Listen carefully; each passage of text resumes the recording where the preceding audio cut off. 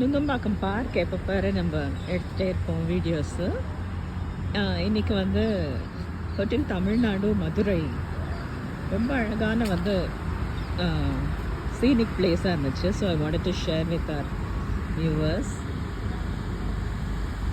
எவ்வளோ அழகாக இருக்குது பார்த்தீங்களா?